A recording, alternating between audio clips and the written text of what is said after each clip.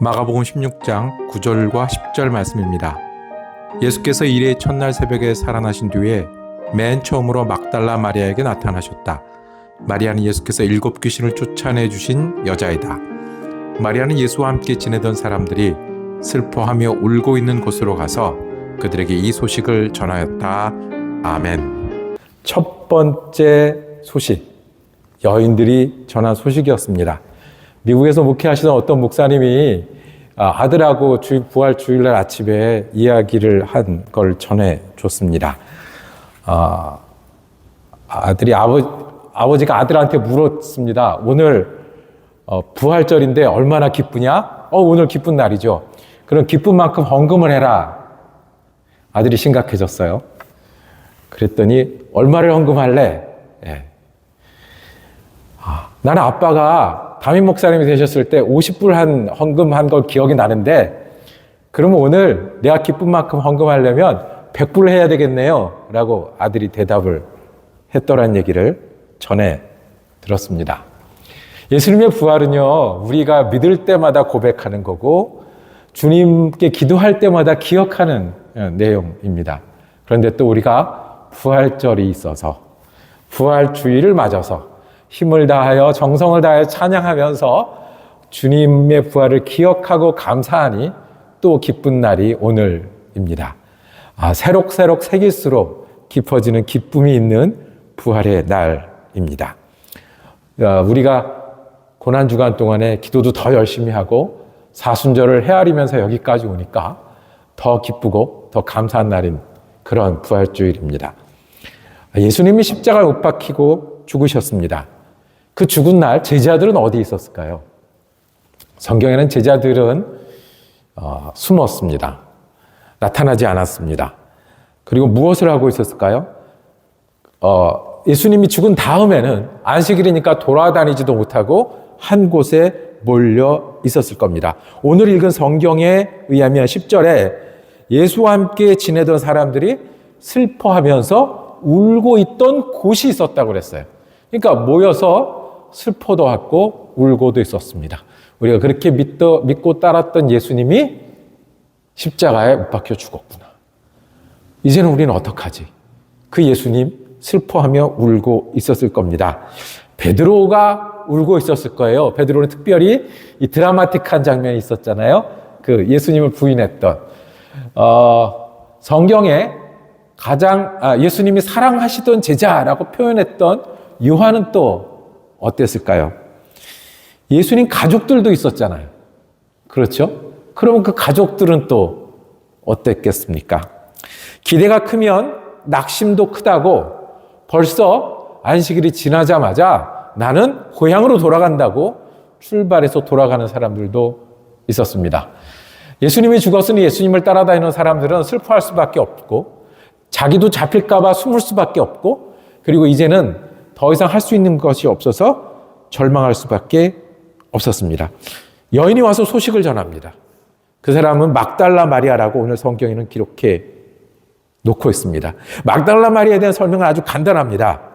예수께서 7 귀신을 쫓아내주신 여자다. 어떤 사람이라는 거예요? 어떤 형편에 있었던 사람이라는 거예요? 그리고 이 사람이 말하고 증언하는 것이 어떻게 들릴 거라는 것, 그것을 우리는 예측할 수 있는 그런 표현인 거예요. 그런데 그 사람이 다른 사람은 전혀 할 수 없는 말을, 상상도 할 수 없는 소식을 전했습니다. 나는 예수님이 살아계신 걸 만났습니다. 예수님이 다시 사셨다고요. 나한테 만났고요. 만나서 얘기했다는 겁니다. 누가 믿겠습니까?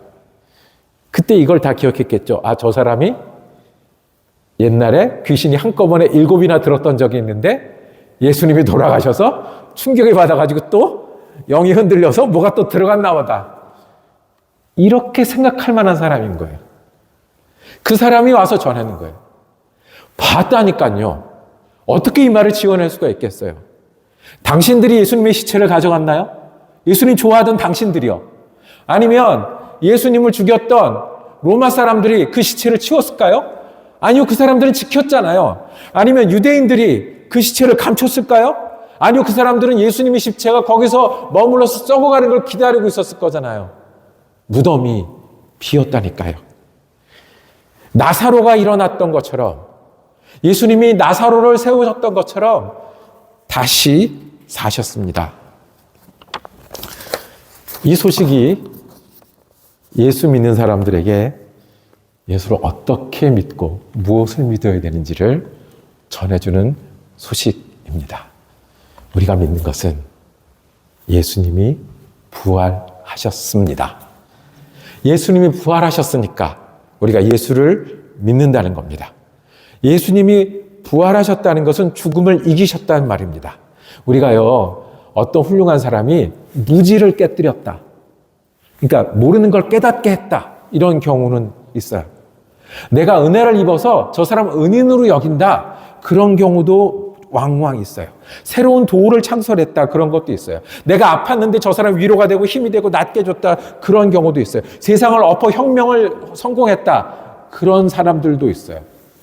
그런데 다시 살아났다, 만들어낼 수도 믿을 수도 없는 그 이야기가 우리 믿음의 시작이 되는 거예요.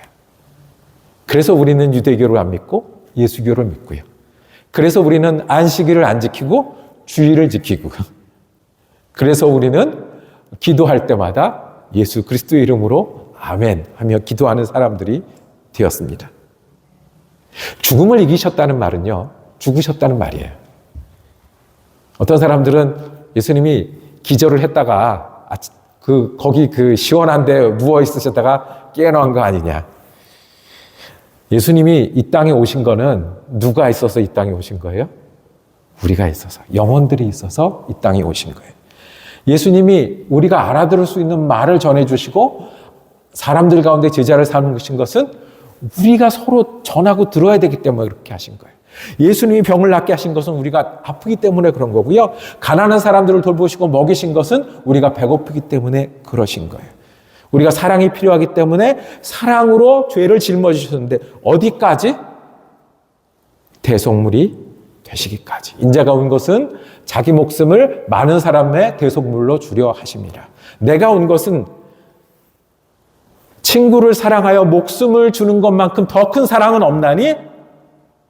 그래놓고 누가 내 친구라? 너희가 내 친구다 라고 말씀하시려고 오신 거예요. 우리가 죽으니까 어떻게 하셨어요? 죽으신 거예요.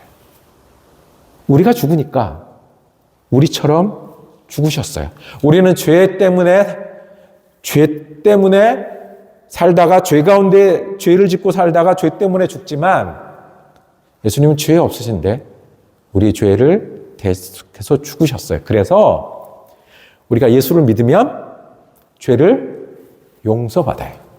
양이 죽을 때 양에게 손 얹고 기도하면 용서해 주시겠다고 하신 하나님은 예수가 죽은 거를 믿고 기도하면 우리를 용서해 주시겠다고 하셨어요. 그게 믿음이에요.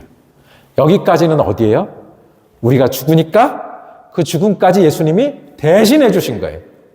똑같이 하시고 대신해 주신 거예요. 근데 그 다음부터는 우리가 할 수 없는 게 있어요. 하나님만이 하실 수 있는 게 있어요. 하나님의 아들만이 하실 수가 있는 게 있어요. 다시 사시는 거예요. 다시 사시는 거예요. 죽는 건 우리가 죽으니까 예수님도 거기까지 같이 오셨고, 다시 사는 거는 예수님이 제일 먼저 사시고 그 다음에 예수님을 따라 믿는 사람이 같이 다시 사시게 하기 위해서 주님이 오신 거예요. 사람은 죽고 끝이 나요. 죽음이 끝이에요. 잘 살다가 죽어요. 못 살다가 죽어요. 지질이 고생하다 죽어요. 그 다음에 지질이 이름을 날리다가 죽어요. 거기가 끝이에요. 사람은 거기까지밖에 못해요. 근데 예수님이 먼저 하시고 우리가 따라가는 게 있어요. 그게 다시 사는 거예요. 그래서 예수님은 나사로를 다시 살리신 그 자리에서 선포하셨어요. 내가 부활이요 생명이니 나를 믿는 자는 죽어도 살겠고 살아서 나를 믿는 자는 영원히 죽지 아니하리라. 예수님이 부활이시고 생명이세요. 부활절은 죽음을 이기셨다는 선포입니다. 그래서 이 선포를 아멘으로 믿는 사람들은, 예수를 믿는 사람들은 아픔은 있지만 그게 끝이 아닙니다. 우리를 다시 살리실 주님이 계시기 때문에 그렇습니다. 모르지만 그게 끝이 아닙니다. 우리가 배워서 하늘나라에까지 가서 배울 것이 있는 그런 사람들이기에 끝이 아닙니다. 이 땅에선 이렇게 옮겨다니고 저렇게 옮겨다니고 뭐 영주권을 보자, 시민권을 보자 하지만 끝이 아닙니다. 주님이 부활이 되시고 생명이 되십니다. 괴로운 사람들이 있나요? 괴롭히는 사람들이 있나요? 짐을 지고 계십니까? 아니, 남의 짐을 좀 져줘야 될 게 있으십니까? 그건 끝이 있어요. 그런데 주님이 향할 믿음은 끝이 아니라 영원이고 부활이요 생명이라고 말씀하셨습니다. 이것이 부활이고 우리에게 전해주신 첫 번째 소식입니다. 주님이 죽음을 이기셨습니다. 우리에 앞서 다시 사셨습니다. 여러분 믿으시나요? 이것을 믿는 사람은 예수님이 우리의 부활이 되시고 예수님이 우리의 생명이 되십니다. 두 번째로 예수님은 다시 살아나셨어요. 죽음을 이기셨을 뿐만 아니라 다시 생명을 다시 살아났어요.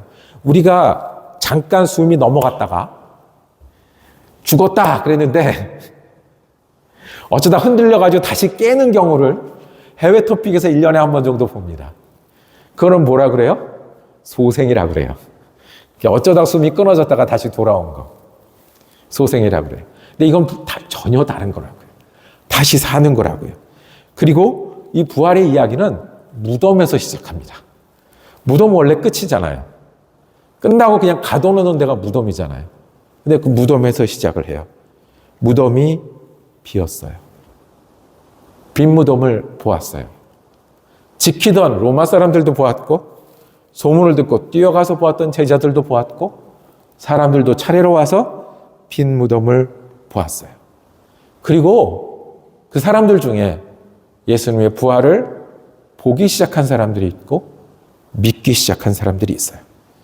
그리고 보고 믿는 사람들이 그 부활 때문에 부활이 준 새 생명 때문에 그 생명이 더 크고 귀해서 부활을 믿는다는 이유로 순교당하고 죽어간 수천 명의 사람들이 이 땅에는 있습니다. 예수님이 부활의 첫 열매가 되셨습니다. 못 믿겠어요. 참 자주 듣는 질문이에요. 제가 목사라 그러면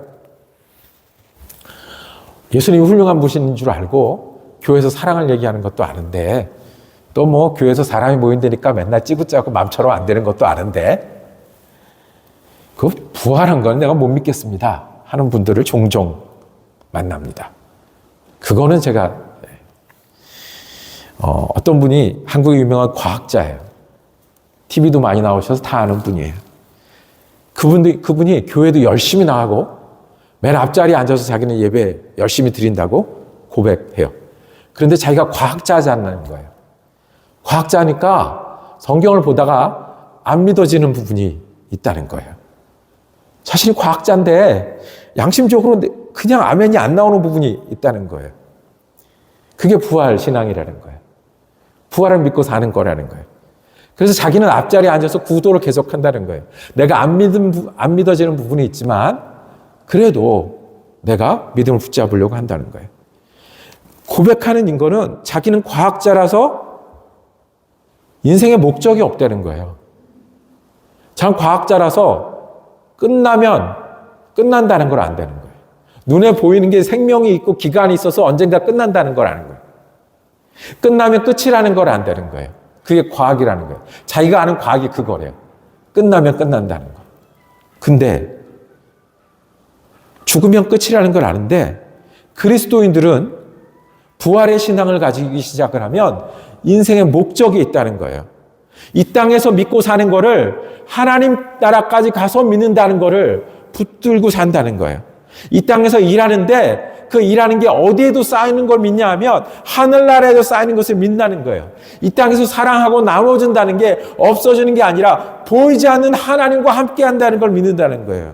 그런데 어떻게 내가 인생의 목적이 없고 죽음으로 끝난다고 말하는 이 과학을 조금 안다는 이유로 그렇게 믿는 분들을 존경하지 않을 수 있냐는 거예요.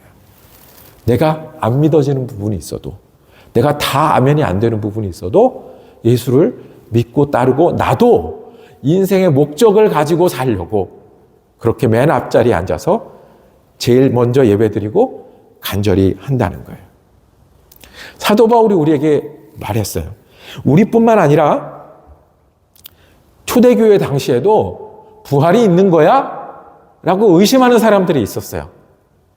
내가 봤다니까 제자들이 가르쳐도, 내가 예수님 만나서 이 얘기도 하고 밥도 같이 먹었다니까 얘기를 해도 초대교회 사람들 중에서도 정말 부활이 있는 거야? 우리도 부활하는 거야? 부활은 예수님만 하는 거 아니야? 부활은 특정한 사람만 하는 거 아니야? 먼 훗날에 하는 거 아니야? 그때 사도 바울이 부활이 없다면 예수 믿는 게 제일 불쌍한 거야 라고 전해주십니다. 이 땅에 사는 게 저분은 뭘 그렇게 열심히 모이는데, 이 땅에 사는 게 저분은 뭘 그렇게 열심히 갖다 내는데, 부활이 없고 생명이 없으면 뭘 그렇게 즐거운 거 참아가며 남을 위해 사는데, 부활이 없고 생명이 없다면 어떻게 목숨까지 걸고라도 예수를 증거해야 되는데, 그래서 예수님을 부활에 뭐라고 불렀냐면 첫 열매라고 불렀어요. 부활하는 건 우리가 먼저 못해요. 누가 먼저 하셔야 돼요? 예수님이 먼저 하셔야 돼요.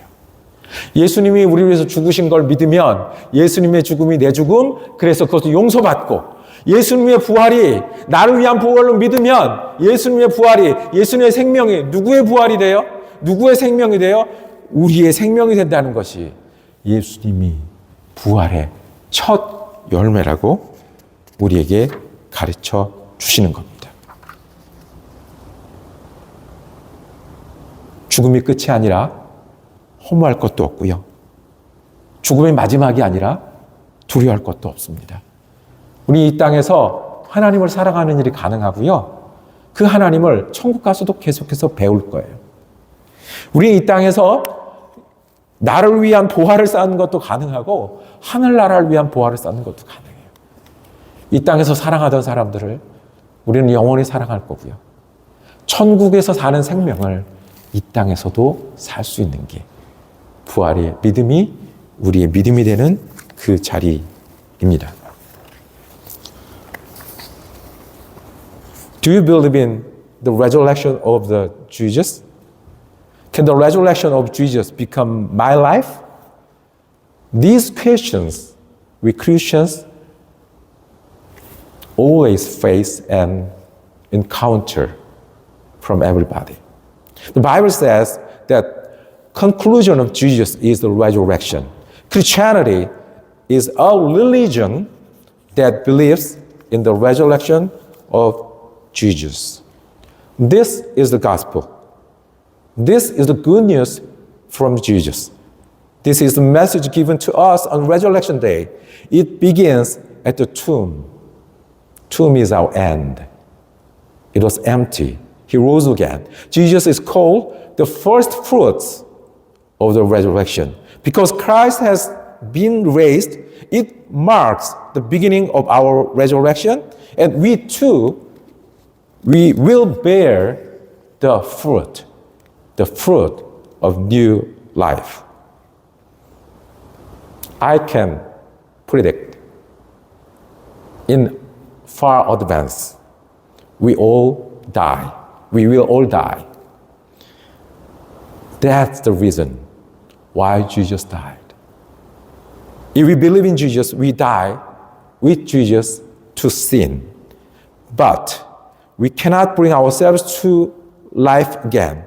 Jesus, it is Jesus. Jesus became the first fruits, the resurrection, the life, the eternal life.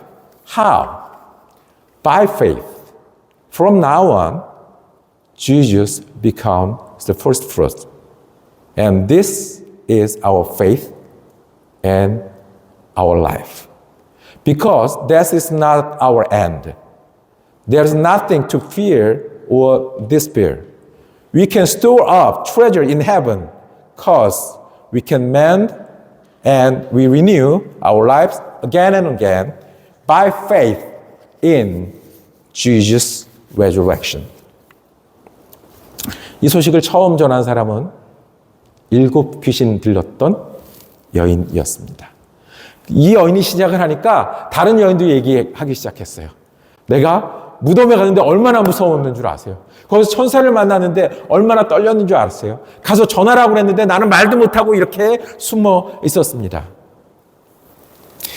마리아가 전할 수 있는 소식이라면, 여인들이 볼 소식이라면 왜 이 마리아 같은 사람에게 처음 이 소식이 들렸을까요? 왜 하필이면 제자도 아니고 성인도 아니고 높은 사람도 아니고 학자도 아니고 여인들에게 이 소식이 처음 들렸겠습니까? 주님은 이 소식이 우리에게 복음이 되기를 원합니다. 아픈 우리에게 회복의 능력이 되기를 원합니다. 예수님이 다시 사셨으니 우리가 아픔도 일어날 수 있습니다. 속상한 우리에게 주님의 위로와 격려가 되기를 원합니다. 예수님이 죽음을 비우셨으니, 이기셨으니 우리에게도 이기게 하실 겁니다. 영생을 찾는 우리에게 주님이 되실 것입니다. 그 소식이 여인들에게 들렸고 7 귀신 들렸던 그 여인에게 들렸고 숨어 두려워하던 제자들에게 들렸고 그리고 오늘 우리에게도 들려졌습니다. 예수님 죽음을 이기셨습니다. 그리고 예수님 부활하셨습니다. 예수님께 감사한 것을 얼마로 표현하실 수 있겠습니까? 그 목사님은 그 아들에게 얼마 헌금하는 게 맞다고 얘기해줘야 바른 대답이겠습니까? 가격이 없죠. 가격으로 치면 프라이스인데 프라이스리스, 가격을 매길 수 없습니다. 주님은 사랑하셔서 우리를 위해 죽으셨습니다. 우리를 사랑하셔서 우리를 부활하셨습니다. 그 사랑 때문에 우리가 예수를 믿으면 예수와 함께 죽고 그 사랑 때문에 예수를 믿으면 예수와 함께 다시 살 줄로 믿습니다.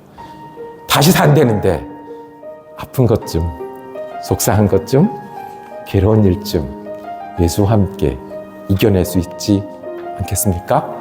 부활이 우리의 믿음이 되기를 원합니다. 부활의 신앙이 우리의 능력이요 소망이 되기를 주님의 이름으로 축복합니다.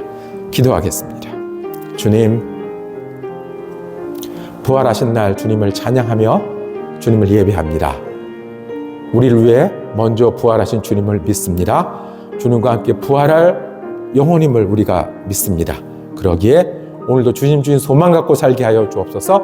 부활의 능력을 힘입어 살게 하여 주옵소서.